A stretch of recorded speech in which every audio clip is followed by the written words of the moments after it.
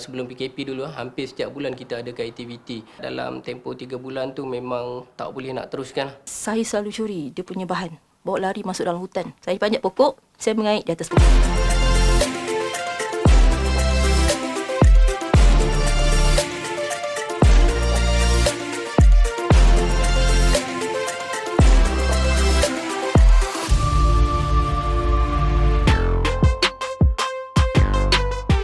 Assalamualaikum, hai penonton-penonton penjana community at SME Bank 3.0 episod yang ke-7. Anda bersama dengan saya hari ini, Bella Zahir. Kalau minggu lepas kita dah bawakan kisah-kisah usahawan kita, ada yang buka spa, ada yang graphic designer, ada juga yang menjual makanan-makanan yang lazat. Macam tu. Untuk episod kali ini kita bawakan dua kisah usahawan kita. Seorang ni memiliki busana Melayu tradisional. Sekali tengok ingatkan Hang Tuah. Dua kali tengok ingatkan M. Nasir. Tiga kali tengok korang tengoklah sendiri nanti, okey? Itu usahawan kita yang pertama. Yang kedua, usahawan kita ni ada bisnes craft tangan, mengait ataupun kita panggil crochet. Betul ke tidak crochet? Betul lah tu crochet. Tak tahu betul ke tidak? Jom kita tengok sama-sama. Assalamualaikum warahmatullahi taala wabarakatuh. Saya Muhammad Johari Alfawaris atau lebih dikenali dengan Kanda Jo. Jadi saya pengarah urusan untuk syarikat Tanjak Warisan Al-Ziad yang membawa jenama Bentala Jawi. Jadi syarikat saya ini menjalankan perniagaan berkaitan dengan warisan. Dia fokus kepada busana dan produk utama saya adalah tanjak. Syarikat saya ini dah ditubuhkan lebih kurang 5 tahun dan ia bermula daripada minat lah. Daripada minat kita tukar jadi perniagaan.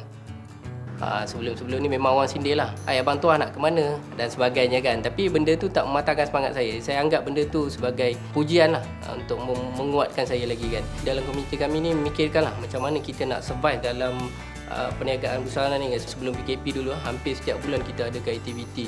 Contoh aktiviti mengajar untuk melipat tanjak, kain samping, dan ada juga event-event yang besar kita sambut seperti kemerdekaan, Hari Malaysia. Jadi kita buat ada contoh macam kereta api sarung, kita keluar berbusana. Jadi permintaan tu sentiasa ada. Sewaktu PKP melanda, permintaan tu daripada tak henti-henti tu langsung terhenti.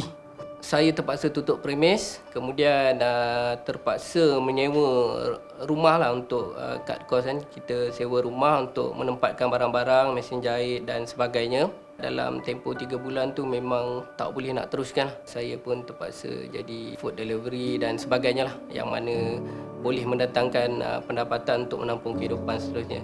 Walaupun waktu PKP tu kita ada juga buat event, kita ada juga berhubung dengan komuniti kita, tetapi secara alam maya lah. Kita cuba bangkit juga tetapi masih gagal kerana hampir 2 tahun kita lockdown, tapi disebabkan kecintaan pada busana ni yang tinggi, jadi saya masih teruskan. Alhamdulillah PKP ni dimansuhkan dan aktiviti-aktiviti yang selalu dijalankan tu dapat diteruskan.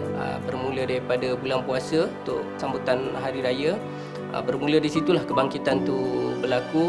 Kemudian kita ada Hari Merdeka, Hari Malaysia, ditambah pula dengan fenomena filem Mat Kilau. Di situ permintaan alhamdulillah saya dapat merasakan penat lelah tu berbayar lah. Dan alhamdulillah sekarang ni saya dapat menyewa premis kembali lah. Yang pertama, saya mendapat ilmu dari segi pengurusan keuangan, iaitu memang kelemahan saya lah. Yang kedua, asas digital marketing ataupun pemasaran digital ni. Kemudian yang ketiga, saya mendapat satu ilmu baru iaitu gerbang pembayaran tanpa tunai. Jutaan terima kasih untuk penjana komuniti kerana telah menerima saya salah seorang peserta, dan saya berharap penjana komuniti ini dapat diteruskan lagi. Sebab saya seronok dalam penjana tu bukan sahaja kita dapat ilmu, kita dapat juga kenalan-kenalan baru sebab kita ada komuniti kita yang baru. Jadi sebelum ni komuniti saya dalam komuniti warisan saja. Jadi bila saya menyertai penjana ni, kat situ komuniti tu pelbagai background. Ada yang meniaga makanan, ada yang meniaga barang kosmetik, perniagaan budak-budak dan sebagainya. Jadi kat situ saya dapat satu peluang baru, iaitu silang perniagaan. Mungkin saya boleh buat event yang besar, saya perlukan untuk menjaga anak-anak kan. dah ada kawan tu pun dapat bisnes, kita pun boleh buat bisnes kan. Jadi saya harap sangatlah perjalanan ni dapat diteruskan lagi. Assalamualaikum, salam sejahtera. Nama saya Nur Afni Farah Idayu binti Abdullah Shani dari Nur Afni Shani Collection. Syarikat saya menawarkan produk sulaman kraft tangan kait ataupun dikenali sebagai kerusi. Hampir 10 tahun dalam bidang kaitan ini secara official. Bukan setakat membuat produk, tetapi saya juga adalah seorang tenaga pengajar untuk kemahiran sulaman kait ini dan juga sebagai designer untuk produk di bawah branding saya sendiri, NAS.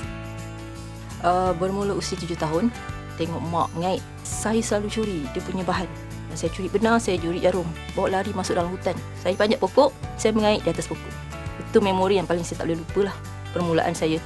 Kemudian bila balik tu, mak kata okeylah, aku give up. Dan dia pun beli set baru, nah untuk kau. Dari situlah kita tolong mak saya ambil tempahan dan sehingga sekarang lah. Cuma sepanjang tempoh tu ada juga kita berhenti sekejap bekerja dengan majikan dan sebagainya. Sehingga 2012 baru saya fokus secara betul-betul lah dalam bidang ni. Ketika itu bermula saya buat patung amigurumi. Kemudian selepas ada beberapa insiden, saya buat produk ataupun mengajar pula start 2018. So dari 2018 hingga sekarang masih lagi mengajar dan kita tambah add-on sebagai designer sendiri. Sebenarnya minat. Kemudian saya suka sebab kita tahu kerusi ni kita release stress. Saya seorang baran, tapi bila dengan kerusi saya boleh buat sampai orang rakan-rakan saya sendiri pun terkejut. Ya ke dia ni yang buat? Tapi itulah saya. Starting BKP, saya rasa 19 hari bulan. Sepanjang 2 hari tu saya dapat call daripada customer yang dah buat pun tempahan untuk raya. Jadi saya dapat call, boleh tak return duit? Boleh tak return saya punya deposit? Dan secara jujur, akaun saya kosong. Saya return semua. Walaupun duit tu saya dah gunakan untuk beli raw material daripada Indonesia. Sepanjang BKP saya tak boleh nak buat apa sehinggalah saya ambil keputusan untuk buat design.